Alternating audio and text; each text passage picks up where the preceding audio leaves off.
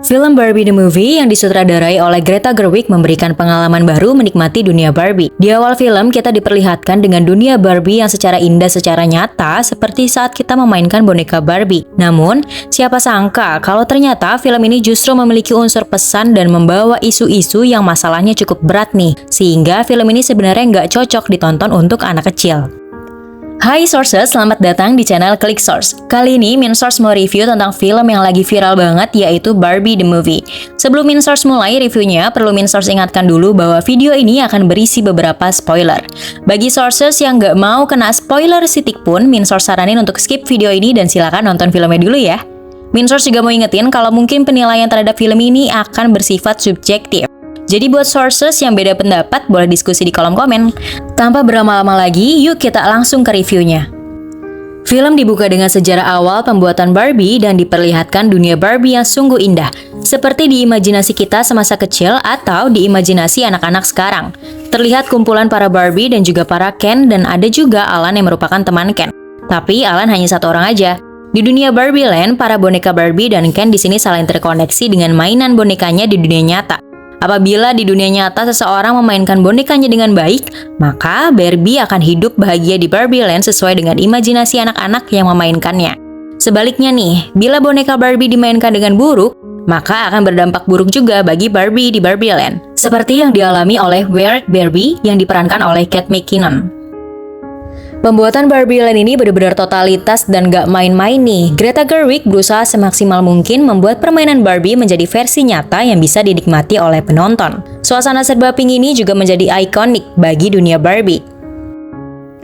Konflik cerita berfokus pada Barbie stereotypical yang diperankan oleh Margot Robbie yang tiba-tiba mengalami malfunction diakibatkan dirinya yang tiba-tiba saja memikirkan tentang kematian. Kaki Barbie stereo yang seharusnya berjinjit layaknya boneka Barbie pada umumnya tiba-tiba menjadi datar. Ia juga tiba-tiba tidak bisa menikmati kesehariannya sebagai boneka Barbie. Barbie stereo kemudian mendapat petunjuk dari Weird Barbie untuk pergi ke dunia nyata untuk mencari anak yang memainkannya di dunia sana. Tak disangka, Ken versi Ryan Gosling yang diam-diam menyukai Barbie stereo mengikuti Barbie pergi ke dunia nyata. Saat menonton adegan perjalanan Barbie dan Ken, kita nggak bisa pakai logika nih buat mikir gimana perjalanan mereka ditempuh. Pokoknya tahu-tahu nyampe aja. Emang kalau nonton film ini tuh logikanya mending disimpan dulu deh, jangan dipakai. Setelah berada di dunia nyata, Barbie stereo akhirnya bertemu dengan Sasha, gadis yang ada dalam memorinya saat ia dimainkan di versi boneka. Namun, ternyata Sasha menolak kehadirannya. Bahkan, Sasha belak-belakan bilang kalau dia benci boneka Barbie. Alasannya, gara-gara boneka Barbie, perempuan di dunia ini jadi harus punya standar kecantikan yang sama kayak Barbie dan bikin insecure.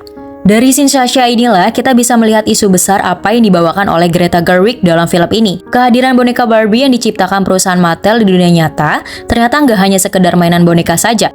Barbie pada awalnya direpresentasikan sebagai wanita cantik dan modis yang hanya berfokus pada penampilan fisik. Hal ini akhirnya menyampaikan pesan bahwa perempuan hanya bernilai berdasarkan penampilan mereka, bukan kemampuan atau kepribadian. Representasi yang terbatas ini mengandung pesan patriarki yang menyiratkan bahwa perempuan harus memenuhi standar kecantikan tertentu. Barbie juga seringkali digambarkan dalam peran tradisional sebagai ibu rumah tangga atau wanita karir yang berfokus pada pekerjaan feminim, seperti model atau guru. Hal ini memperkuat pandangan patriarki tentang peran gender yang terbatas dan membuat anak perempuan merasa bahwa aspirasi mereka hanya terbatas pada peran-peran tertentu. Meskipun ada upaya dari perusahaan Mattel untuk meningkatkan representasi dan inklusivitas dalam lini Barbie, kritik tentang dampaknya terhadap kesetaraan gender dan pandangan patriarki masih ada. Di sisi lain, Ken yang sedang bermain-main di dunia nyata, dia melihat bahwa dunia nyata tidak seperti di Barbie Land. Ia melihat bahwa laki-laki di dunia nyata memiliki peran yang lebih tinggi dibandingkan peran Ken di dunia Barbie Land. Ken kemudian diam-diam mencari buku di perpustakaan tentang sejarah patriarki yang dilakukan laki-laki dan juga mempelajari bagaimana laki-laki membentuk perilaku patriarki agar menjadi pemimpin di atas perempuan. Ken diam-diam pulang ke Barbie Land sendirian tanpa mengajak Barbie stereo. Kita diperlihatkan pada Barbie stereo yang menangis karena ia dibenci oleh Sasha. Kemudian Barbie stereo bertemu dengan CEO Mattel yang diperankan oleh Will Ferrell di perusahaan Mattel. Barbie stereo kemudian menanyakan apakah ia bisa bertemu dengan bos perempuan di Mattel. CEO Mattel kemudian menjelaskan bahwa semua petinggi perusahaan pembuat boneka Barbie ini adalah laki-laki dan bukan perempuan. CEO Mattel juga menjelaskan bahwa ia juga bisa dipanggil sebagai ibu karena memiliki peran pemimpin sebagai ayah dan ibu. Mungkin di sini nih kalian bertanya-tanya, mengapa dialog ini seperti ingin mendiskreditkan peran gender?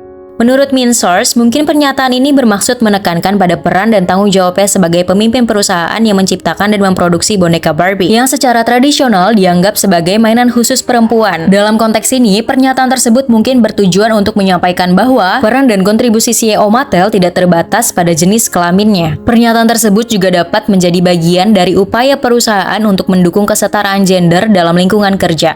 Kalau kalian punya pemahaman dan pendapat yang berbeda, silakan diskusi di kolom komen ya.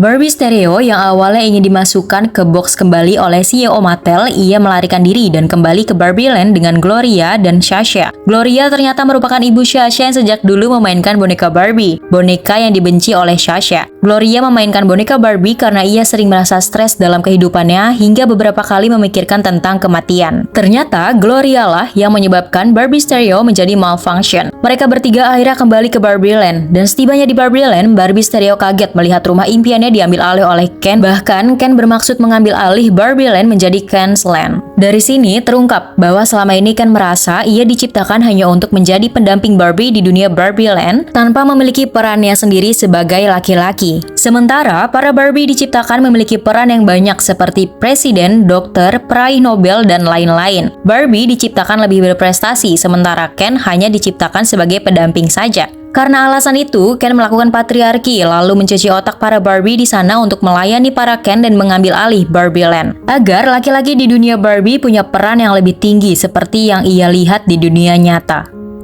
Dengan bantuan Gloria dan Sasha, para Barbie akhirnya mengambil alih kembali dunia Barbie Land di tangan mereka.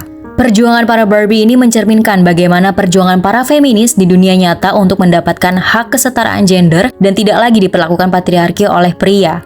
Di sini, Min Source bisa merasakan bagaimana sang sutradara Greta Gerwig sedang mencurahkan isu permasalahan feminis yang ia alami, kemudian ia tuangkan melalui film yang dibalut dengan komedi yang menghibur. Memang sih, kalau yang nggak terlalu paham, pasti hanya menikmati film Barbie dari sisi komedi dan keindahan dunia Barbie lainnya saja. Menuju akhir cerita, kita diperlihatkan CEO Mattel dan kawanannya yang diam-diam menyusul Barbie Stereo ke dunia Barbie Land. Di sini, Min Source mulai merasa peran CEO Mattel ini seolah nggak penting banget. Dia sama anak-anak buahnya udah nyusul dari beberapa hari lalu, tapi sama sekali nggak nongol pas para Barbie lagi sibuk ngambil alih dunianya dari para Ken. Bahkan, sampai para Ken berantem, para Mattel ini kayak cuma sembunyi dan nontonin aja. Peran Mattel ini seolah nggak penting dan nggak jelas banget tujuannya apa ke Barbie Land. Padahal, di awal mereka mengejar Barbie Stereo yang kabur supaya bisa dibalikin lagi ke kotak. Sayangnya, mereka nggak dijelasin apa yang membuat mereka jadi harus diam dulu di Barbie Land dan do nothing dulu gitu. Di akhir cerita, kita diperlihatkan Gloria yang memberi ide tentang konsep Ordinary Barbie kepada Mattel, yang dimana konsep ini mengusung Barbie yang biasa aja dan gak harus jadi hebat.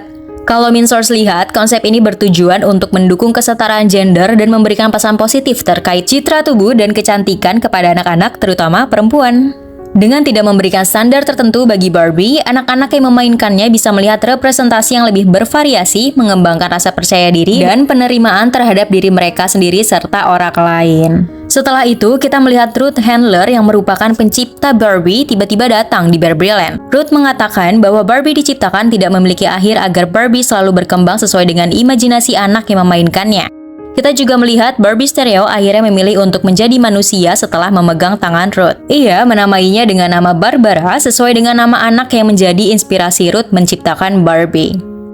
Oke, secara keseluruhan, film ini sebenarnya menceritakan tentang perjalanan mencari identitas diri dari Barbie Stereo dan juga Ken. Menurut Min Source, konsep ini cukup deep dan dikembangkan dengan sangat baik di sepanjang film.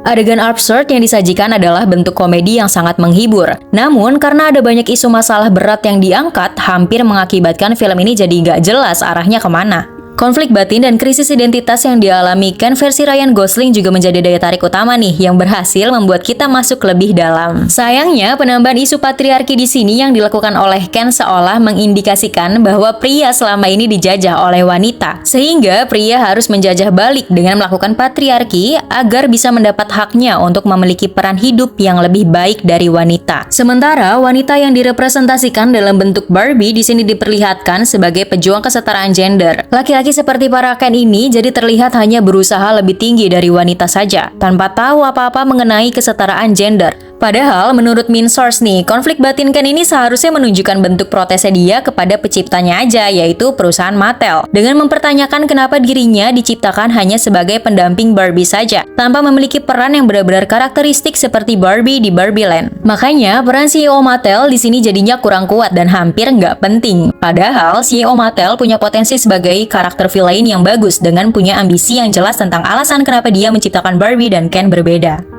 Tapi pada akhirnya semua itu dapat terbayarkan dengan ending yang cukup baik. Dari segi penyelesaian masalahnya, di mana Barbie Stereo yang memutuskan untuk menjadi manusia, dan para Ken yang akhirnya bisa menemukan jati diri mereka tanpa harus bergantung pada Barbie. Tapi menurut main source yang paling kasihan sebenarnya Alan sih, karena dia cuma sendirian aja gitu. Menurut main source, karakter Alan ini adalah representasi dari pihak netral, di mana dia nggak memihak Barbie ataupun Ken. Untuk rating film ini, secara keseluruhan main source kasih 7/10. Terima kasih yang sudah menonton review film kali ini. Buat kamu yang mau berpendapat dan punya pandangan yang berbeda sama main source, silahkan diskusi di kolom komen ya.